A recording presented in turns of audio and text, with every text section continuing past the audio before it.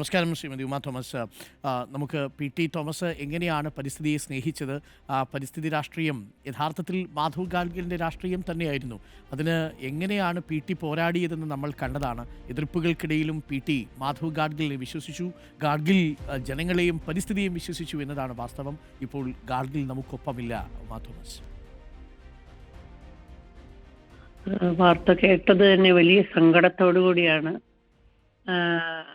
അദ്ദേഹത്തെ പോലെ ഒരാള് നാടിന് വേണ്ടിയിട്ട്, നാട്ടിലെ നന്മയ്ക്ക് വേണ്ടിയിട്ട് എപ്പോഴും പ്രവർത്തിച്ചിരുന്നു എന്നുള്ളത് നമുക്ക് എത്തിപ്പെടാൻ സാധിക്കാത്ത അത്ര വലിയ ശാസ്ത്രജ്ഞനാണ് അദ്ദേഹം. ഈ നാടിന് വേണ്ടിയിട്ട്, നാട്ടിലെ ഓരോ ജീവജാലങ്ങൾക്കും വേണ്ടിയിട്ട് പോരാടിയിരുന്നു. അതിൻ്റെ കാരണത്താലാണ് അദ്ദേഹം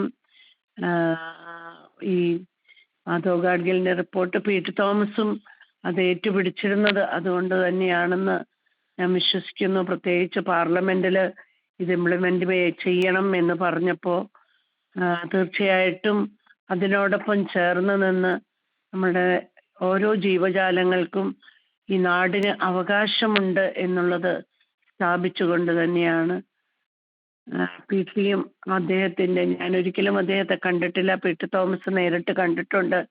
പി ടി തോമസിന്റെ പേരിലുള്ള ഒരു അവാർഡ് കഴിഞ്ഞ പ്രാവശ്യം അദ്ദേഹത്തിനായി പ്രഖ്യാപിച്ചപ്പോൾ പോലും അദ്ദേഹം അത് വാങ്ങാനായിട്ട് വരാതെ ഒരു പ്രതിനിധി അയച്ചിട്ട് പറയുക ഉണ്ടായത്, ഈ നാട്ടിലെ ഏറ്റവും നന്നായിട്ട് കൃഷി ചെയ്യുന്ന കർഷകർക്കായിട്ട് അത് മാറ്റിവെക്കണം എന്നാണ് പറഞ്ഞത്.